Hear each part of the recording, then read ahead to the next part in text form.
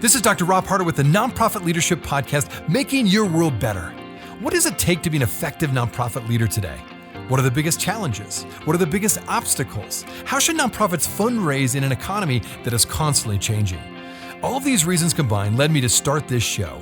And it's my hope that through this series, people can learn not only what it takes to be an effective nonprofit organization, but to hear from effective leaders who are successfully making a positive impact in their communities.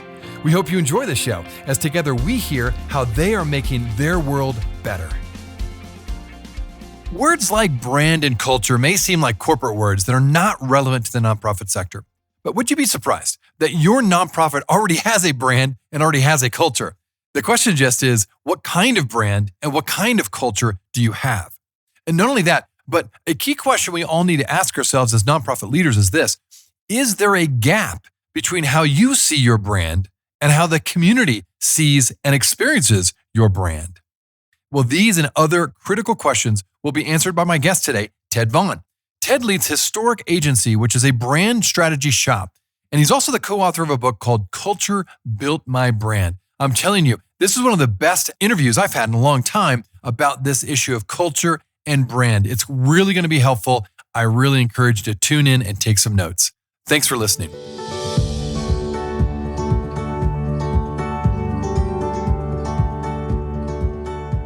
Well, Ted, thanks so much for being on the show today.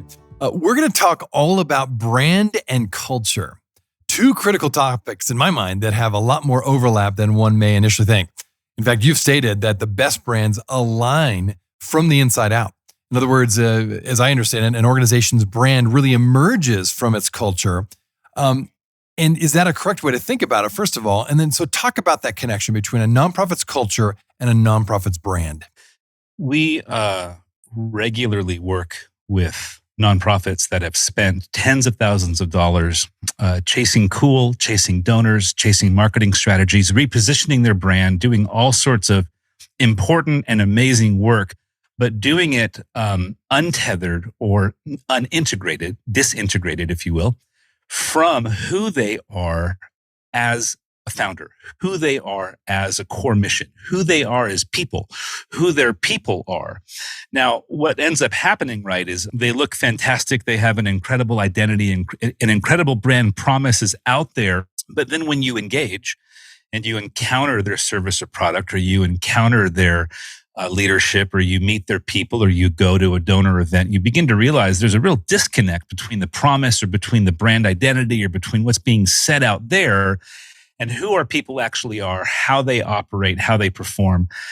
At minimum, we fail to integrate our brand strategy into our culture, or our culture into our brand strategy. And we end up having people who are the front lines of our brands not know what it means to lead, behave, decision make, or operate in a way that's on brand. And if you look at companies who get that right, unfortunately, most of them are outside the nonprofit space.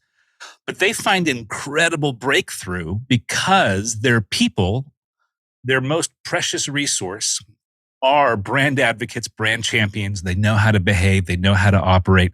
That brand promise and that brand value and that value proposition goes right back to them and how they behave. And frankly, why they're even a part of the brand, which gets into employee branding, which is a whole other topic.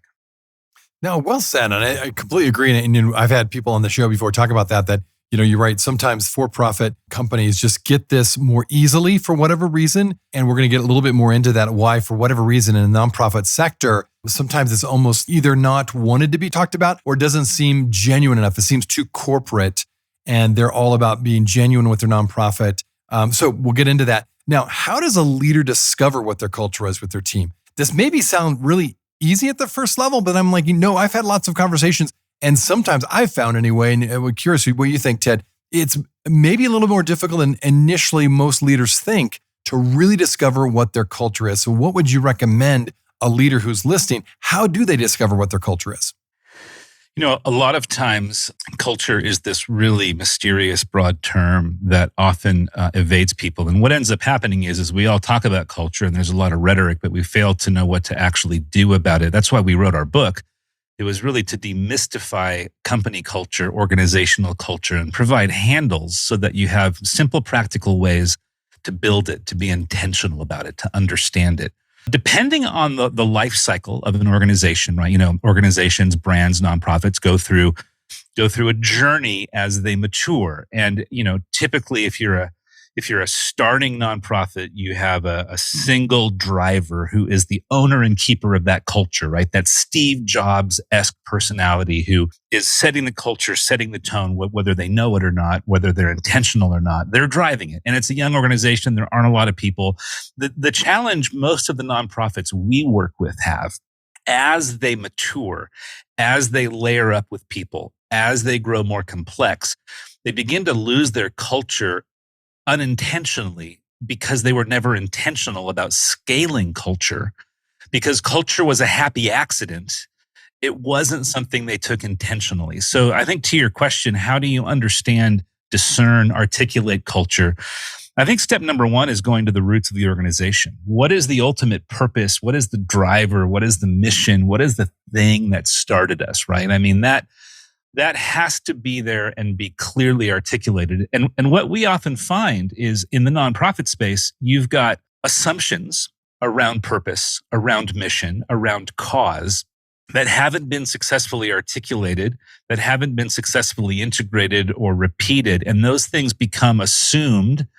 And then that leads to all sorts of mission drift within the organization, which now begins to create cultural baggage, sideways energy, because within one nonprofit, you may very well have 10 different competing agendas for primacy, right? Our primary purpose is it, to give one example of an organization I love called Surfrider. Is our primary goal protecting the deep blue?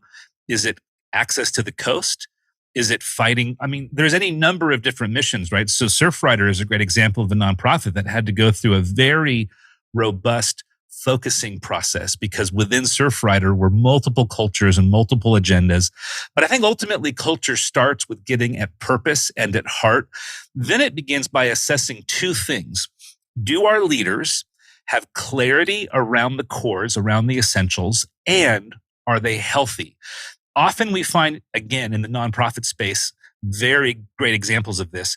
Really healthy organizations, which means there's trust, goodwill, they love coming to work. There's a real sense of like camaraderie or being seen, known, but they're not very clear about who they are, what they're doing, why they exist, what the goal is. What do we measure, right? In the nonprofit space, metrics can be really challenging. Other organizations I've worked with, unbelievable clarity, dashboards, metrics, laser focused on what's important.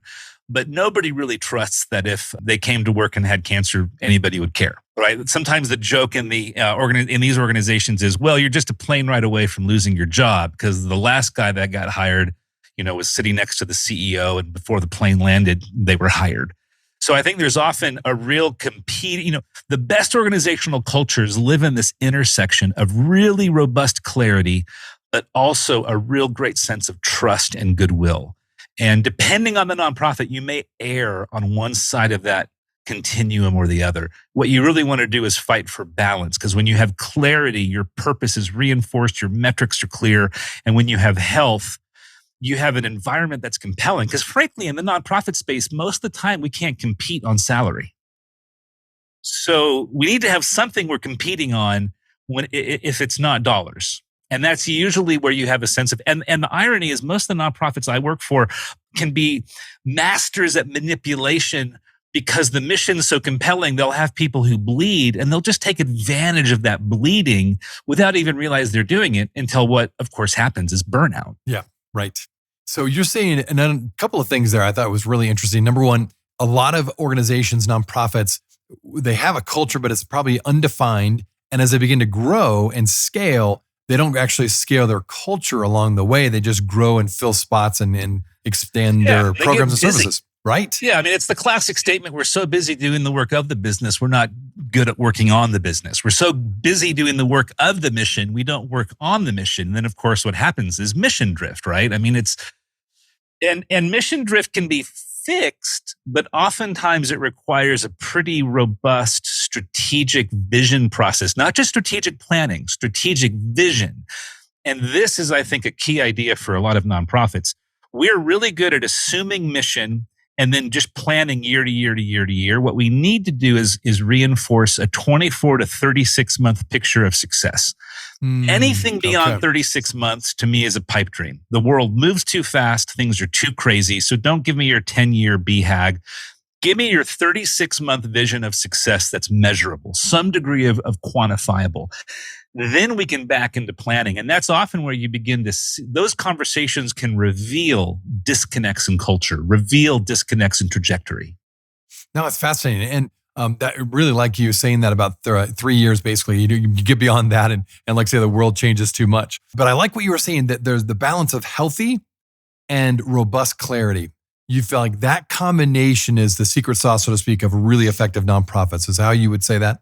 Yeah. I mean, I would say the two drivers to a healthy culture in a sustainable way are both clarity and health. What we found is nonprofits that have a lot of false harmony or false health. I call it false because they have people who love one another, who show up, who kind of enjoy their work, who do decent work, but they're not driven by any clear sense of performance metrics. They don't know their job description. They don't really know what the win is. We're not really measuring anything, but man, You love it. frankly, you see this in the faith-based space, right? If there's any faith-based nonprofits listening, no offense, guys, but you can be the worst at this, right? We just all love one another. We're like shoulder to shoulder. It's all about like God or spirituality or Jesus. Right.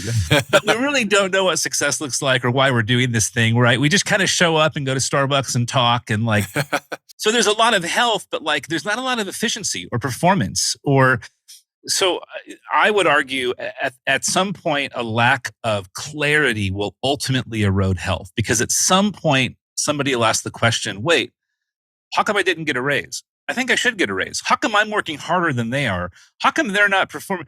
The lack of clarity ultimately erodes health. And I would argue in today's fast-moving post-COVID race to innovate, a lack of health erodes clarity because your mission, your strategies, your products, your solutions, your donor engagement, all those things change too fast.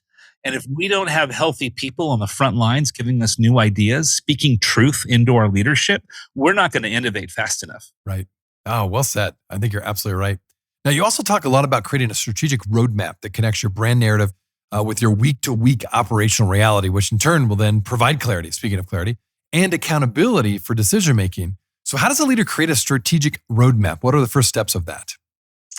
Well, there's a lot of different ways to do it, but we take brand strategy and use it as that type of framework for strategic roadmap. And you can also use brand strategy as a fantastic assessment. Our philosophy of brand is that you've got 5 pillars that are holding your brand. Pillar number 1, culture, who you are, what we've already been talking about, right? The ethos of your leadership, how your people behave, how they show up.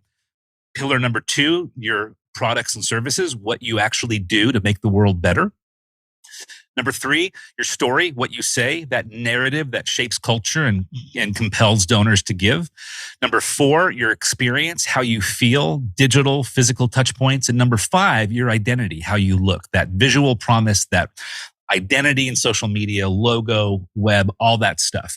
Those 5 things become powerful ways to assess the quality of our vehicle, of our brand, right? A brand really is a vehicle. It's a thing that takes you towards a vision. And that vehicle can have a flat tire. It can be running with a broken engine. It can have all sorts of problems. So we are big fans of saying, if you're going to build a strategic roadmap, start by getting really honest clarity on how your brand is doing, because there might be a flat tire that you need to fix. But sometimes in these strategic planning processes, we get so focused on what's next and where we're going on the opportunity that we actually fail to address the things that are causing us to walk with a limp. Oh, and that's well said. I like the 5 aspects of that. Let's talk about story real quick. Talk more about that. You mentioned what story is. Why is it so important, and why is that a separate aspect of the branding of an overall organization? Yeah, the reason we separated it, it's funny you say that because we used to not separate it. In the very early days, we had four pillars, right? Okay. And story was kind of baked into identity. And the idea was it's that kind of visual promise. It's the words and the identity and the colors and the things. And what we realized, right, is of course, you probably should have known this earlier, being brand guys. But what we realized was story is the words that create worlds, to quote Abraham Heschel. are the single most important promise that you make. Language, words, the visual picture, not only to those external, to donors, to new customers, to those that you're caring for or serving, but also to your internal culture. And that, I think the primary reason we separated story out into its own pillar is because so many clients in the nonprofit space, especially, were confusing mission with marketing. Oh, that's good. Okay. So they would want this pith, like, I remember one client, it still makes me laugh to this day. I think they spent $20,000 in about 3 months to come up with the vision. And what was the vision? The vision was pervasive hope. Okay. Dun, dun, dun, right? What the hell does that mean? Like the problem is, right? You spent all this money to come up with a 2-word bumper sticker that still needs about 85 other words to explain. Right, totally. So why not have written a statement of vision? Or better yet, we're big fans of one statement. How about one statement that has a little bit of vision, a little bit of mission, but at the end of the day, it provides that true north. It gives you clarity. You can measure it. It kind of sets the trajectory for your organization. Too many nonprofits have a vision. They've got a mission. Every department has a purpose statement. And then every one of their people have a purpose statement. And then they've got core values, but then they've got company values. It just becomes too much, right? It becomes white noise. So we believe story is so critical that you need to have compelling language to shape culture. That's mission. You need to have compelling language to engage your audience. That's marketing. Now, as much alignment as possible is helpful. What you don't want to do is have marketing language that feels completely foreign to your internal culture. So I think it's awesome when there's overlap between those two, but they're two different sets of language. Your mission does not necessarily need to match word for word your marketing. We'll be right back. Well, thanks so much for listening to the podcast. If this is your first time listening to us, I wanted to make sure you're aware of a whole group of other episodes with fascinating guests that I previously interviewed. Just go to our website, nonprofitleadershippodcast.org. There you will find numerous interviews of nonprofit leaders from all over the country, including some from other countries, all trying to make their world better. When you go to our website, you can also subscribe to my monthly leadership update in order to get more content, ask me questions, and join the Nonprofit Leadership Podcast community. Just look for the subscribe button, which is on the top right-hand side. It's a real easy process. Well, thanks again for listening. Now back to the show.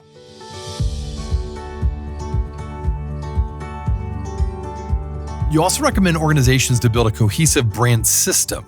Now, this, as I understand, refers to having an internal organizational alignment with your product and or service and a solid end user experience.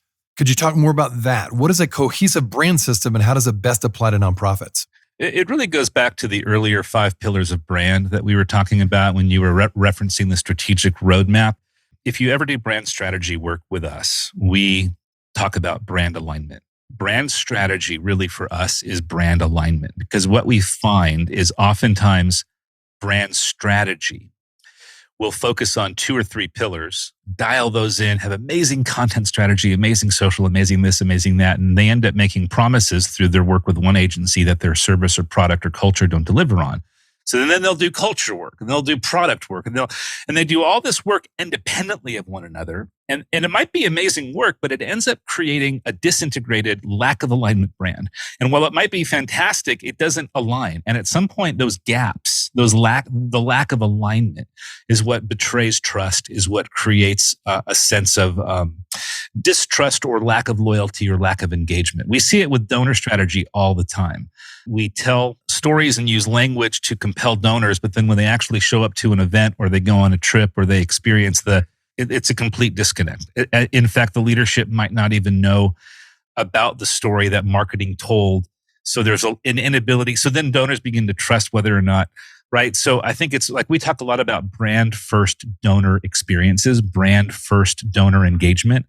That entire aspect of brand and donor strategy become really, really, really critical aspects of brand alignment. So when we say a system of brand, it's those 5 brand pillars working cohesively, making and delivering on the same brand promise, whether it's somebody working in the front office or it's your social media posts on Instagram.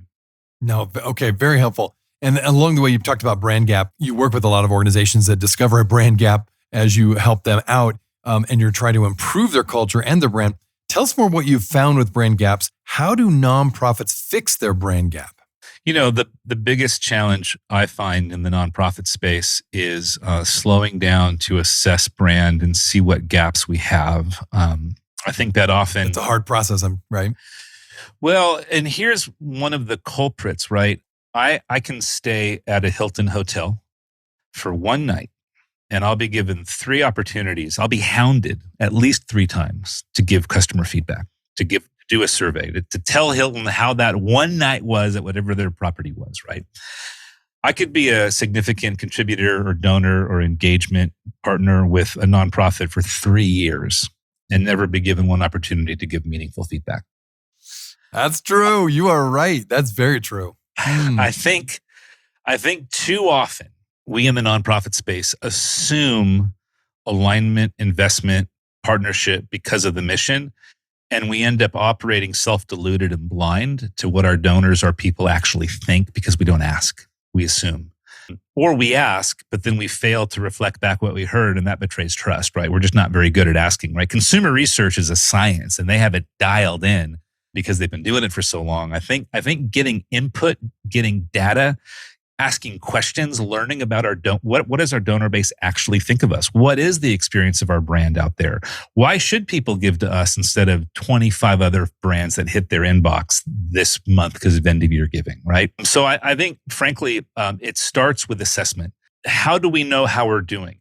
This is a critical role in culture. If you have an organization that has more than 10 people, you have to ask the question, are those 10 people able to give honest feedback? Or are they operating scared or in a posture that would suggest I really can't tell the truth because either it will wound the senior leader or they'll wound me, right? It's either fight or flight.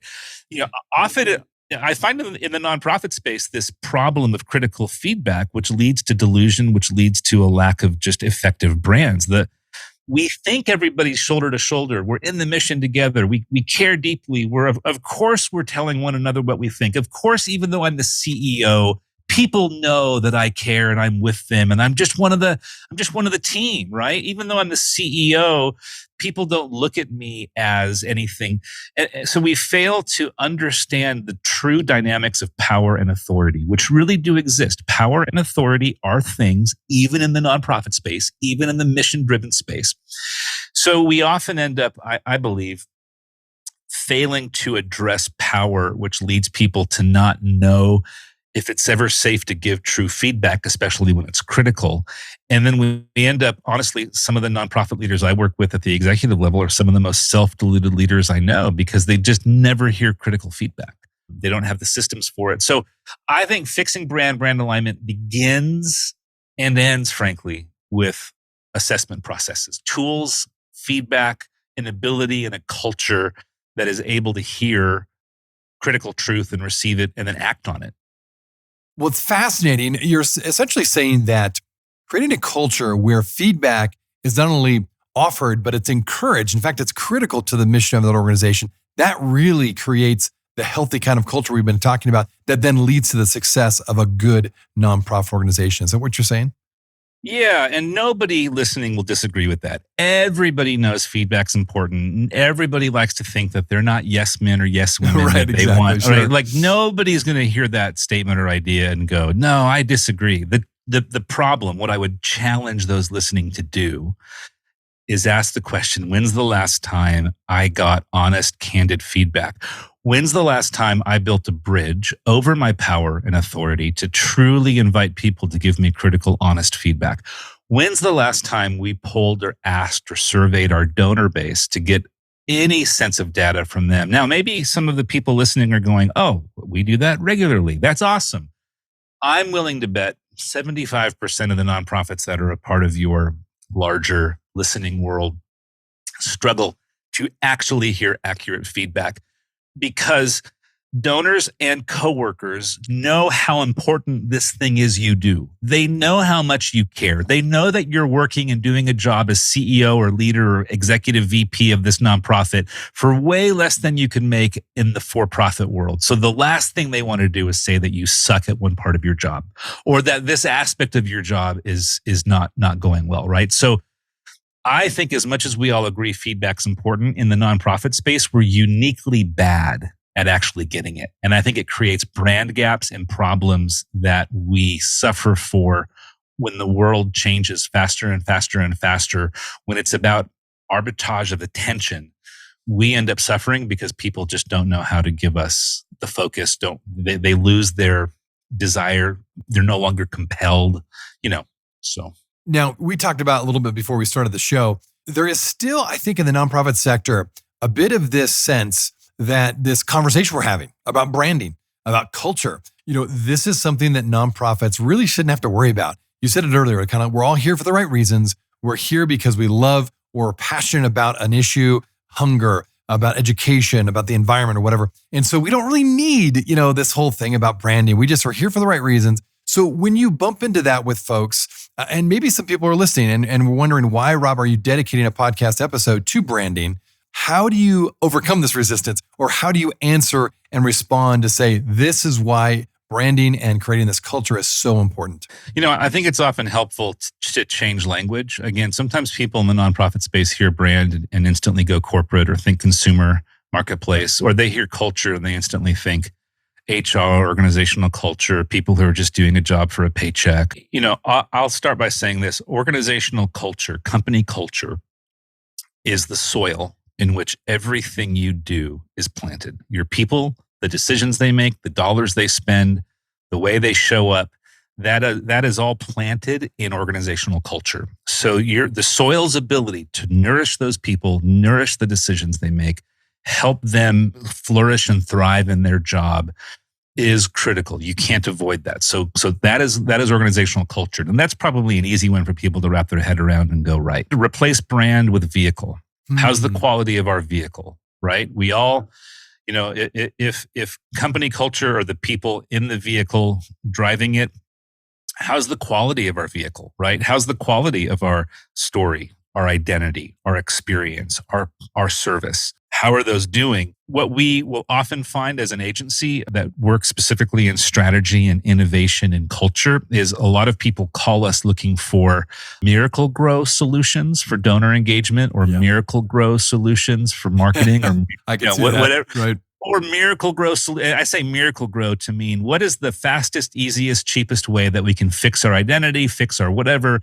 And, there are agencies who will absolutely engage that question and try and help you find that miracle grow. The problem is that when you look at it from a brand standpoint, you're probably creating a brand, or I should say, you're probably creating a lack of alignment within your brand because you're chasing cool or chasing a solution in one aspect of your brand that is now going to pull you out of alignment or make a promise that is rad and interesting, but maybe not true or consistent with other aspects of your brand.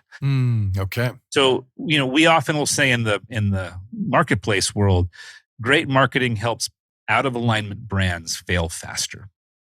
When you pour thousands of dollars into marketing to market something that ultimately doesn't work or that people will ultimately find to be not true, or you're actually furthering or fueling distrust, you're fueling things that ultimately hurt you in the long run.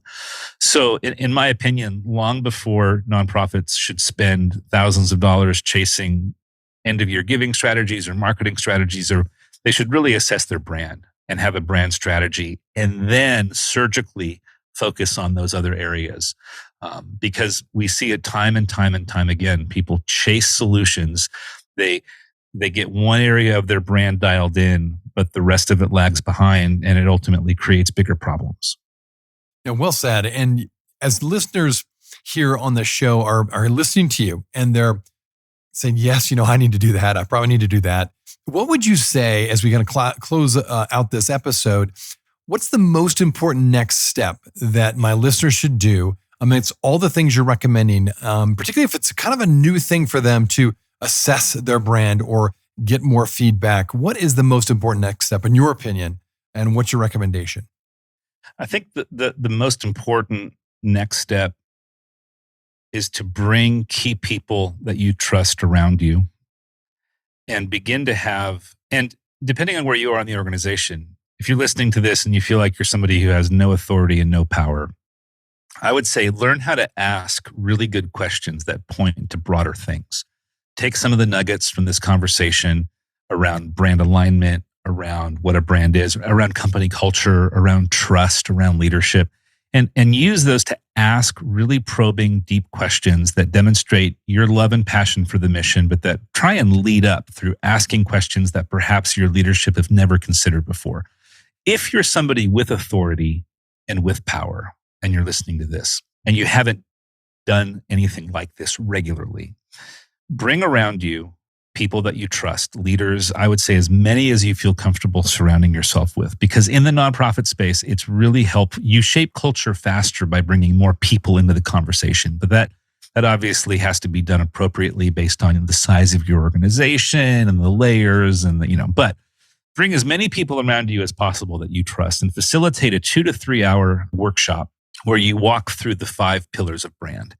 And you say to those people, hey, I want to have an honest conversation about how we're doing. If you put on the donor hat or you put on the hat of the customer or whatever it is, on a scale of 1 to 5, and then you walk through those pillars. I think 1 to 5 is a more helpful assessment tool. 1 to 10 can get kind of wonky. It's like, is it a 7 or a 6? Yeah, right, no. Exactly. Good 1 point. to 5 becomes Mm-hmm. a little easier, right? Yeah. So on a scale of 1 to 5, let's just start with our identity. How's our visual identity? And you can say our logo or this or that. And then you can even Rochambeau it. I've done it with rooms of like 30 people and everybody just puts up a hand.